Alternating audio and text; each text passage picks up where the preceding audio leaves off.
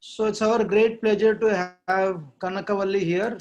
She is the scholar from Dharmaviki. Dharmaviki is a platform where the Dharma scriptures are presenting most authentic understanding of Sanatan Dharma as against what we see in the Wikipedia. So Kanakavalli, since the inception of Dharma Wiki, is working on this platform. Of course, we don't call it as a work, it's a yagya. It's a legacy for our people and the outsiders to understand the whole concept of the foundational Siddhantic principle of Sanatan Dharma. So her background is she has done her MA in Sanskrit, specialized in Vedanta. She has done her MA in music, and plus she's traditionally trained Bharatanatyam. I don't call it dancer, but Natya. And now she's also pursuing her PhD. So Kanakali, welcome for this platform, and we would like to ask you a few questions specifically in regards to Dharma. Now my question to you is, what is the understanding of Dharma and its connection to faith-centric religion? How is Dharma is different from faith-centric religion? First of all, namaste to all the viewers. Namaste, Govindji, and really happy to be interacting with all of you on this platform, specifically speaking on the concept of Dharma. Now coming to your question, how is Dharma different from faith-centric religion? So faith-centric religion, or in the early 20th century, what we call as religiocentrism, refers to a thought process that comes with rigidly defined understanding of inclusivity and exclusivity. Okay, whereas Dharma, I would like to begin with a small explanation of the term. We can elaborate it later, and you can find an elaborate article on the concept on dharmawiki.org itself, which I would like you to go visit and read. So when we say Dharma, it is dharayati iti dharmaha or dharyate iti dharmaha. So any code of conduct or way of life which is held up by an individual, the way of life that is held up by an individual, dharayati, that is dharma, and dharyate iti dharmaha. And people who are holding up this way of life, when they come together and the society is held together by that way of life or code of conduct, that is called as dharma. And not any way of life, but it is a way of life that is guided by understanding, by the correct sat viveka, by the correct discrimination between what is right, wrong, good, bad, immoral, moral, ethical, unethical, etc. So that is what is dharma, which is different from religiocentric faith, which has very rigid framework of what can be included and what is to be excluded. Now, when you talk about dharma, Manusmriti says that ahimsa satyam asteyam shaucham indriya nigraha etam samasikam dharmam chaturvanye abravit manuhu. So he talks about specific qualities that define dharma, and those specific qualities include ahimsa, which is non-violence, satyam, which is truthfulness, asteyam is the quality of not wanting to covet something that belongs to the other, shaucham, which refers to antarbahya purity, both internal and external purity, so purity in thought, word and deed, and indriya nigraha, that is control over your senses.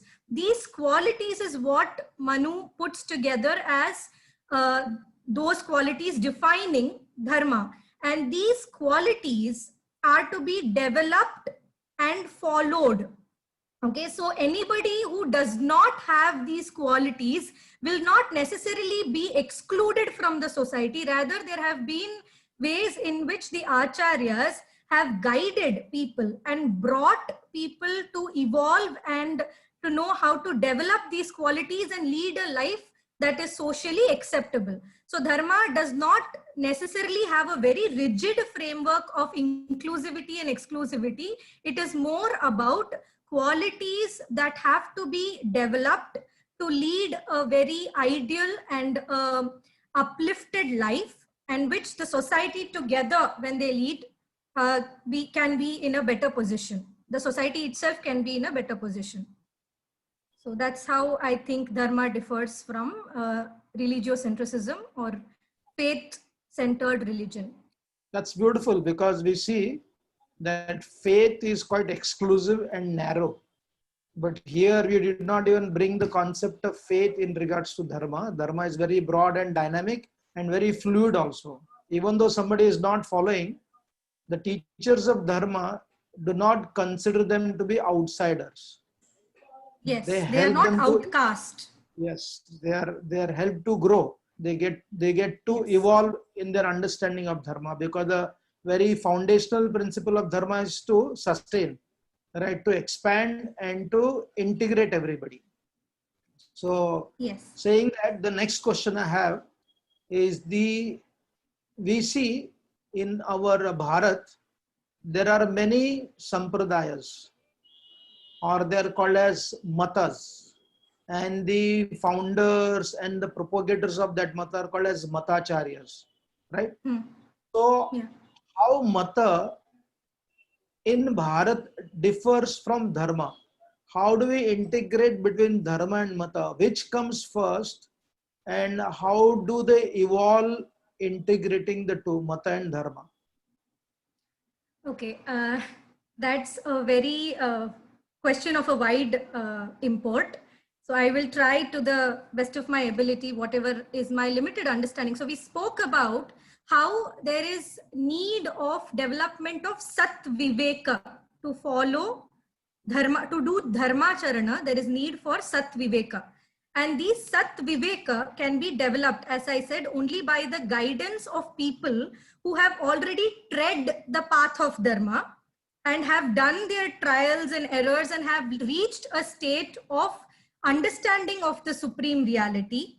And then they are in a position to guide others on how they may lead a certain path of dharma to attain the same level and the same knowledge of the supreme reality. Now, this guidance is provided to us by acharyas, who through their mata and pratisthana give us the roadway or the map to attain the knowledge of the supreme reality. And this roadway that they teach us is nothing but a simpler explanation of dharma charana as people can understand and follow in day-to-day life. So even when we see the different philosophies or darshanas in the Indian context, in the Bharatiya context, the Vaisheshika sutras say yatobhyudaya nishreyasa siddhihi sadharmaha. So in all these sampradayas and matas, the final goal is the moksha prapti. So now when they are defining dharma, they say yato abhyudaya nishreyasa siddhihi sadharmaha. Abhyudaya is the betterment in this world, and nishreyasa is attainment of moksha. So that which enables to attain a better uplifted living in this world, as well as leads us towards the ultimate goal of life, which is the moksha prapti. That is dharma. And this is not a definition which is there only in the Vaisheshika Darshana. It is there even in Mimamsa. Mimamsa also says, Nishreyasena Purusham Sanyunakti. That which enjoins a person with Nishreyasa, which is moksha prapti, that is dharma. So dharma is nothing but a roadmap which is explained and given to by the Sampradaya Acharyas in a simple terms in which people can follow in day-to-day life. That's how I think we can correlate dharma and mata. And even if we take the previous definition of Manu, which says ahimsa satyam asteyam, that is nothing but a reflection also found in the Yoga Darshana, the Yama and the Niyama, which form the basis for you to attain Samadhi. So basically, every philosophy, be it every Darshana or every Sampradaya or Mata, is actually giving you Dharma as a roadmap to attain the ultimate goal of human life, which is Moksha Prapti. So the foundational principle of all the Matacharyas in Bharata is founded on Dharma only. Right? Yes, so Dharma Charana.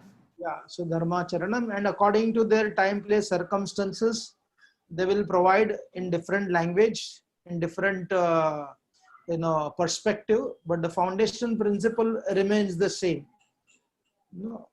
So there could be a difference in regards to Mata, but there cannot be difference in regards to Dharma principle. Right. So my next question is, since you spoke about the Dharma, how it is different from the religious centric concepts. Then second, we discuss about how the Matacharyas of Bharata, their foundation is Dharma only. So the third question is, since you are writing regularly, doing a lot of research in Dharma Wiki, so we want to know a little bit about, how did you compile the concept of Dharma? Can you explain that concept in the writing, what you have written in synopsis about Dharma? Okay, so basically you can find this article on Dharma on dharmawiki.org, which you can explore to see the various facets that have been explained. So I took the basic writings of a few acharyas, referred to a few texts, and then tried to put together the various explanations of the word Dharma that is seen in the Shastra Parampara as well as in simple understanding. So basically, Dharma is that foundational principle that engulfs the right code of conduct in every aspect of human life.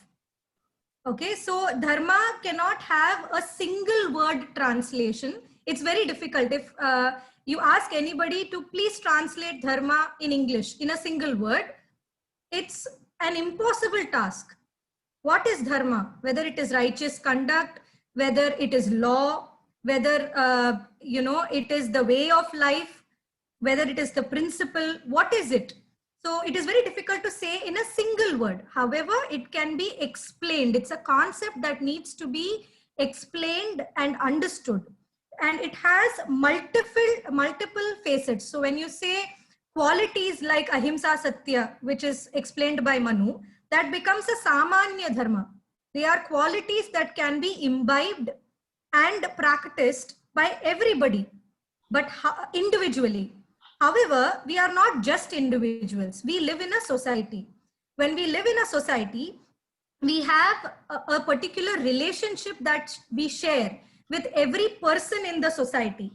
So we have certain responsibilities as a father, as a mother towards the family. We have certain responsibilities towards the society. So there is Kautumbika Dharma, there is Samajika Dharma, there is Rashtra Dharma. We have certain duties towards our nation. So there is Rashtra Dharma, and we are ultimately human beings. So we have some responsibilities towards fellow human beings, which is Manava Dharma. So there are multiple facets of Dharma, which you can elaborately, read up in the article. It's difficult to, summarize it here. So Dharma has multiple facets, and you can read more about it on dharmawiki.org. So thank you for presenting that, because Dharma is a vast subject, and you briefly explain, inviting all our viewers to go and read for themselves and understand more deeply. Along with Dharma subject, they can study other subject also. Just on a personal front, how do you deal with the conflicting dharmas? You said there are many dharmas. So how do we reconcile all the different dharmas? Okay, it's a very interesting question and a very important one. personally also, how do we integrate or how do we manage so many dharmas when there is a conflict? So there is this beautiful verse that comes to my mind, which says, Tyajet ekam kulasyarthe, gramasyarthe kulam tyajet, gramam janapadasyarthe, atmarthe prithivim tyajet. So what it says is, when there is a dharma, which is an individual dharma, and there is one particular choice, there is a choice between one action that benefits only one person and another action which benefits an entire family, then you should go for the one that is beneficial to the larger crowd. So it doesn't mean that for one person, between one person and your kula, you should just leave one person helpless. It just means that when you have something to do which will benefit a larger crowd, then you choose that instead of person-centric choice. So I think this integration of conflicting dharmas is nothing but prioritization in common terms. What you prioritize and what you should prioritize, that will be the answer to how to integrate conflicting dharmas. Yeah, that means people have to go and visit to see, understand different kinds of dharmas, the principle of prioritization. So the last question is, before we wind up, is what is your message for those viewers about your Dharma Wiki platform? Okay, more than the platform, what I would like to begin by saying is that the knowledge and wisdom in our Bharatiya Shastras is an immeasurable ocean. There have been great acharyas and there are great scholars who are trying to dive deep into the ocean and are unearthing pearls from time to time. We at dharmawiki.org are yojakas.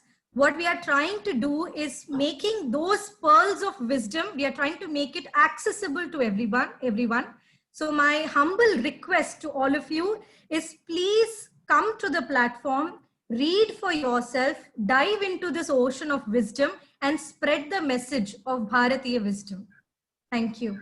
Thank you, Kanakavalli, for your wonderful presentation. We hope to see Dharma Wiki and all of you contribute greatly to the civilization of Bharat. Everybody, because Dharma is very global. It is not only Bharat, goes beyond, but Bharat is the place where people can learn and apply according to their situation. So we thank and we'll meet again.